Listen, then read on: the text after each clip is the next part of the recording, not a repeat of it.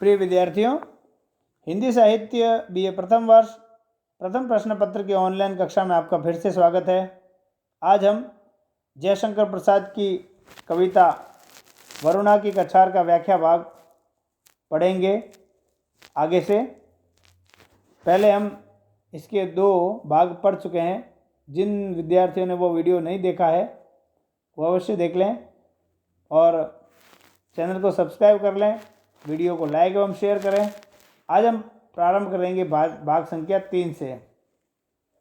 आप लोग वीडियो के अंत तक बने रहें। छोड़कर पार्थिव भोग विभूति, प्रेयसी का दुर्लभ वह प्यार, पिता का वक्ष भरा वात्सल्य, पुत्र का शैशव सुलभ दुलार, दुख का करके सत्य निदान, प्राणियों का करने उद्धार, सुनाने आरण्यक संवाद, तथागत आया तेरे द्वार, अरि वरुणा की शांत कछार, तपस्वी के विराग की प्यार। शब्दार्थ देख लेते हैं। जो क्लिष्ट शब्दार्थ है, पार्थिव का मतलब होता है नश्वर। हम कहते हैं ना, उसका पार्थिव देह सबके दर्शनार्थ लाया गया, तो यहाँ पर पार्थिव का मतलब होता है नश्वर। विभूति का मतलब होता है ऐश्वर्य, वैभव भी कह सकते हैं, वक्ष यानी हृदय, छाती भी कहते हैं। निदान का मतलब होता है निराकरण, तथागत यानी भगवान बुद्ध, आरण्यक यानी अरण्य का, अरण्य मतलब जंगल, जंगल संबंधित होता है उसको बोलते हैं आरण्यक। जंगल को अरण्य भी कहते हैं, वन भी कहते हैं। और ये शब्द है, इसका प्रसंग है कि प्रस्तुत जो पंक्तियाँ है वो वरुणा के शांत कछार से ली गई है। और इस कविता का जो भारतीय सभ्यता एवं संस्कृति में जो योगदान है उसका वर्णन इस जयशंकर प्रसाद ने किया है। और ये वर्णन करते हुए उन्होंने इसे देवताओं की जन्मदात्री माना है, आप सब जानते हैं, और ऋषि मुनियों की शरणदात्री भी इसी वरुणा के शांत कछार को कहा है। इन पंक्तियों में गौतम बुद्ध जैसे मानवीय करुणा के प्रतिनिधि पात्र से इस वरुणा की कछार का महत्व और भी बढ़ जाता है। और इन पंक्तियों में कवि ने गौतम बुद्ध के संसार के भोगों का त्याग करने में गुणगान किया है। यानी उन्होंने किस प्रकार से सांसारिक भोगों का त्याग किया मानवता के कल्याण हेतु, उसका गुणगान यहाँ पर किया है। व्याख्या देख लेते हैं कि प्रसाद जी कह रहे हैं कि तू, अर्थात हे वरुणा की शांत कछार, तू इतनी पवित्र है, इतनी शांति देने वाली है, इतनी तो शुद्ध है कि सांसारिक भोग विलास ऐश्वर्य में लिप्त गौतम ने इस संसार को नश्वर मानकर तेरी शरण ली थी। वे अपनी प्रियतमा यानी अपनी पत्नी यशोधरा का उमड़ता हुआ दुर्लभ प्यार, अपने पिता का अपने प्रति वात्सल्य से भरा हृदय, और इसके साथ साथ स्वयं पिता होने के कारण पिता का सुख छोड़कर, आप जानते हैं कि जब गौतम बुद्ध संसार को छोड़कर यानी भोग विलासों को छोड़कर ज्ञान प्राप्ति के लिए गए थे, तब उनका एक छोटा सा पुत्र था और उसको वो छोड़कर आए थे। उसका नाम राहुल था।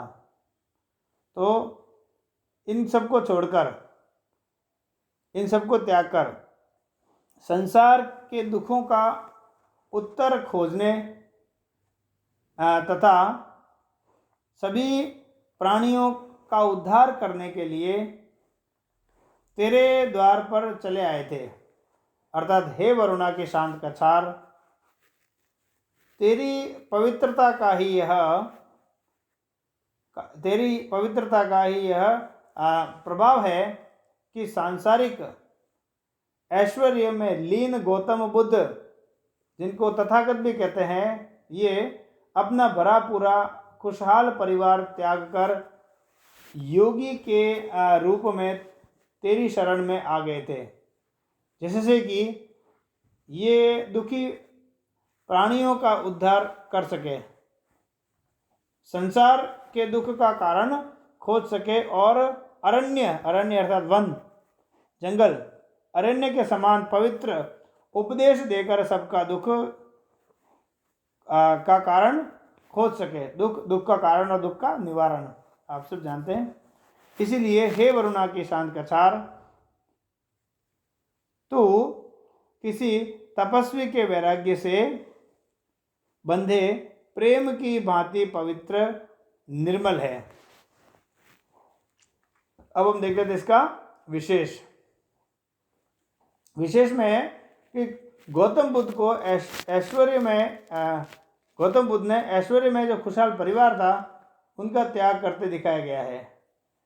और ये दिखाते हुए प्रसाद ने त्याग में जीवन का उपदेश दिया है। हमारा जीवन कैसा होना चाहिए? त्याग में, ना कि भोग में। गौतम के घर छोड़ने का मूल कारण दुख के कारण की खोज तथा प्राणियों का उद्धार बताया गया है। इसकी जो भाषा है वो तत्सम शब्दों से युक्त है। परिष्कृत हिंदी का प्रयोग इसमें किया गया है तथा शैली जो है ना इसकी वो है उपदेशात्मक। साथ में अनुप्रास व उपमा अलंकार का प्रयोग भी इसमें हुआ है। अब हम देखते हैं इसका अगला पद यानी चौथा भाग। मुक्ति जल की वह शीतल बाढ़, जगत की ज्वाला करती शांत, तिमिर का हरने को दुख भार, तेज अमिताभ अलौकिक कांत, देवकर से पीड़ित विक्षुब्ध प्राणियों से कहा उठा पुकार, तोड़ सकते हो तुम भवबंधु, तुम्हें है यह पूरा अधिकार। अरि वरुणा की शांत कछार, तपस्वी के विराग की प्यार। शब्दार्थ इसके बहुत ज़्यादा नहीं है, कठिन। तिमिर हम सब जानते हैं अंधकार। अमिताभ का मतलब होता है बुद्ध, ये भी बुद्ध के लिए प्रयुक्त हुआ है। कांत का मतलब होता है प्रेमी या प्रिय कह सकते हैं। देवकर का मतलब होता है देव कार्य। विक्षुब्ध का अर्थ होता है अशांत या दुखी। भवबंधु का मतलब होता है सांसारिक जो हमारे बंधन है या सांसारिक हमारे जो भाई है उनके लिए कहते हैं भवबंधु, क्योंकि भाई भी एक प्रकार से कईयों के लिए बंधन का कारण होते हैं।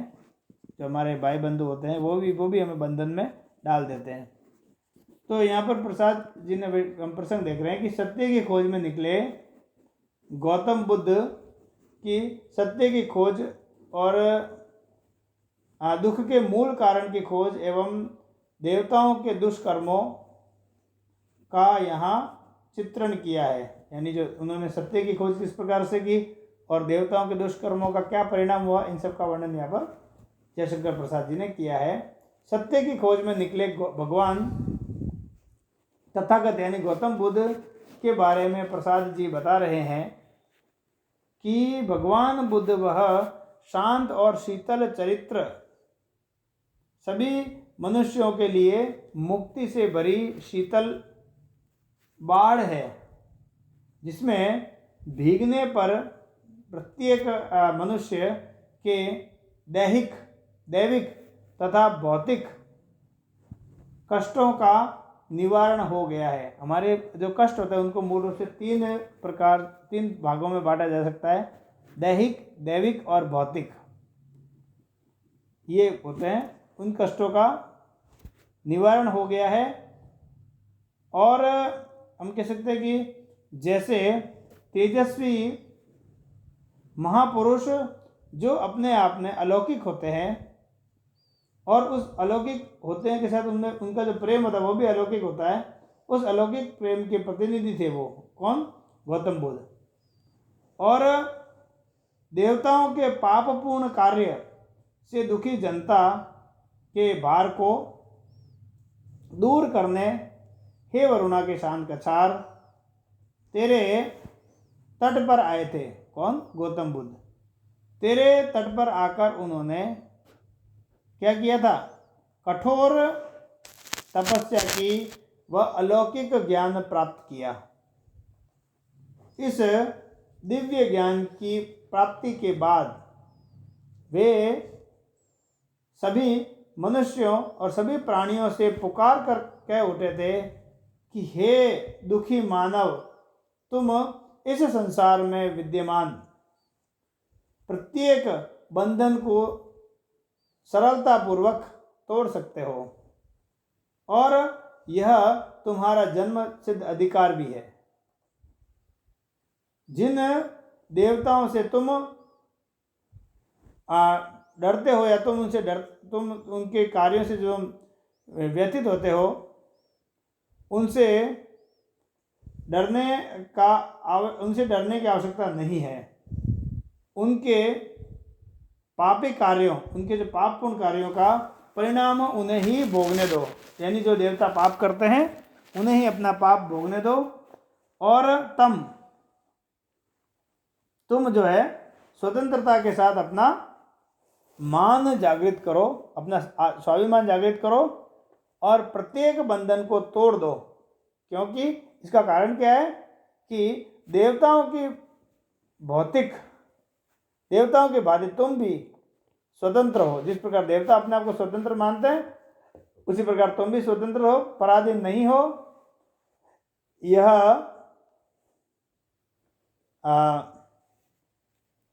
सब हे वरुणा के शांत कछार, तेरे तट पर या तुम्हारे किनारे पर ही संभव हो सका है। अतः तो तपस्वी के वियोग प्रेम से पवित्र निर्मल है, अर्थात तो पूर्ण रूप से निर्मल है। विशेष देख लेते हैं कि प्रसाद जी ने जगत के दुखों का कारण देवताओं के कुकर्मों को बताया है तथा बुद्ध के उपदेश से मानव मात्र की जो स्वतंत्रता है उसका समर्थन किया है। साथ ही भगवान बुद्ध के सांस्कृतिक सामाजिक अभ्युत्थान यानी प्रगति की प्रशंसा की गई है। इसमें भी अनुप्रास, उपमा व रूपक अलंकार प्रयुक्त हुए हैं। भाषा इसकी हम सब जानते हैं कि तत्सम शब्दावली से युक्त है, परिष्कृत हिंदी है, शांत रस व प्रसाद गुण समन्वित है। पद की अंतिम जो पंक्ति है उसमें उपदेशात्मक पुट हमें देखने को मिलता है, उपदेशात्मकता हमें देखने को मिलती है। अब हम अगला पद लेते हैं, पद संख्या 5। छोड़कर जीवन के अतिवाद मध्य पद से तो सुगति सुधार, दुख समुदय उसका नाश, तुम्हारे कर्मों का व्यापार, विश्व मानवता का जय घोष, यहीं पर हुआ जलद स्वर मंद्र, मिला था वह पावन आदेश, आज भी साक्षी है रविचंद्र। अरि वरुणा के शांत कछार, तपस्वी के विराग की प्यार। इसमें शब्दार्थ कोई ज़्यादा कठिन नहीं है, फिर भी अतिवाद का मतलब होता है अत्युक्ति या कठोरता, जिसको हम कहते हैं नृशंस जो होता है। जलद स्वर मंद्र का मतलब होता है बादलों के स्वर सा मंद्र मतलब नीचा स्वर। बादलों की जो गर्जन होती है वो ऐसा लगता है कि मंद्र सप्तक में हो रही है। संगीत में 3 सप्तक होते हैं, मंद्र, मध्य और तार। तो यहाँ पर मंद्र प्रसंग है वरुणा के शांत कछार में बैठकर यानी वहाँ पर रहकर सर्वप्रथम विश्व को मध्य मार्ग का अनुसरण कराने तथा मानवता का पाठ भगवान बुद्ध ने यहीं पर पढ़ाया था। यहाँ पर उन्होंने मध्यम मार्ग का अनुसरण बताया था और उनको मानवता का पाठ पढ़ाया था, हर मनुष्य को। इसी योगदान को प्रसाद जी ने रेखांकित किया है। व्याख्या हम देख लेते हैं कि प्रसाद जी गौतम बुद्ध द्वारा सांसारिक प्राणियों को सुखी जीवन के लिए दिए गए उपदेशों का वर्णन कर रहे हैं। यानी उन्होंने किस प्रकार से सांसारिक प्राणियों को उपदेश दिया था और उपदेश का वर्णन करते हुए कहते हैं कि संपूर्ण संसार के दुखी प्राणियों को सर्वप्रथम मध्य मार्ग का पाठ बुद्ध ने ही पढ़ाया।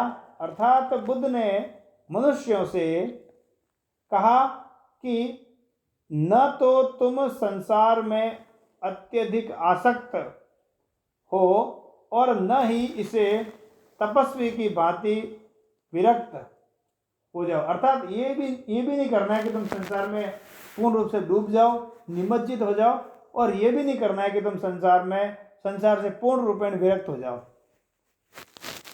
क्योंकि दोनों का अनेक कष्टों का दोनों मार्ग है, दोनों को अनेक कष्टों का सामना करना पड़ता है। पूर्ण रूप से लीन रहता है उसको भी करना पड़ता है, और पूर्ण रूप से विरक्त होता है उसे भी करना पड़ता है। अतः दोनों के मध्य का मार्ग चुनते हुए तुम अपना जीवन सुधार लो, और तुम ऐसा कर सकते हो। आप अगर निर्विकार रहकर, निर्विकार का मतलब इस प्रकार से आप संसार में रहो कि संसार के जो कलुषित जो कर्म है वो आपको न छूने पाए, तो निर्विकार रहकर संसार में कर्म करो तो तुम्हारा दुखी जीवन जो है वो सुखी बन जाएगा, दुखों का नाश हो सकता है तुम्हारे। इस प्रकार संसार में मानव मात्र का भला करके मानवता की स्थापना का श्रेय तपस्वी निर्विकारी भगवान बुद्ध को जाता है, जिन्होंने विश्व में मानवतावाद का समर्थन किया था, और सर्वप्रथम उद्घोष भी उन्होंने किया था। इस मानवता की जन्मभूमि भी यही वरुणा की शांत कछार रही है।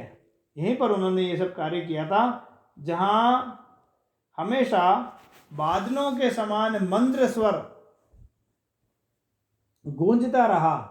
आज भी सूर्य और चंद्रमा इस बात के साक्षी है कि सर्वप्रथम विश्व में मानवता एवं मानव मात्र के कल्याण का उपदेश तथागत यानी गौतम बुद्ध ने यहीं पर दिया था। इसीलिए हे वरुणा की शांत कछार, तुम विश्व मानवता की जननी हो, उनको जन्म देने वाली हो, और तपस्वी के वैराग्य प्रेम की प्रतीक हो। अब इसकी विशेष देख लेते हैं हम लोग। विशेष में यही है कि प्रसाद ने वरुणा की शांत कछार व गौतम बुद्ध की प्रशंसा की है, गुणगान किया है, और ये करते हुए उन्होंने कहा है कि उन्हें विश्व मानवता व मध्य मार्ग का अनुसरण करके दुख दूर करने के संदेश से भारतीय सांस्कृतिक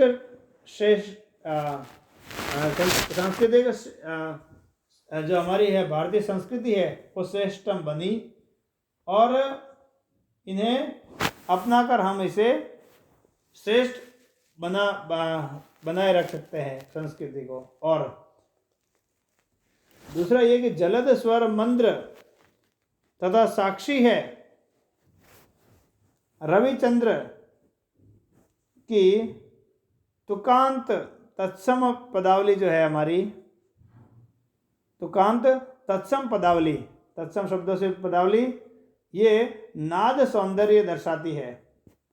इसकी भाषा भी परिष्कृत है और शैली इसकी उपदेशात्मक है। ये इसका विशेष है, और इसके आगे के वीडियो हम अगली व्याख्या में पढ़ेंगे। आप सब वीडियो के अंत तक बने रहे। आपका बहुत बहुत धन्यवाद।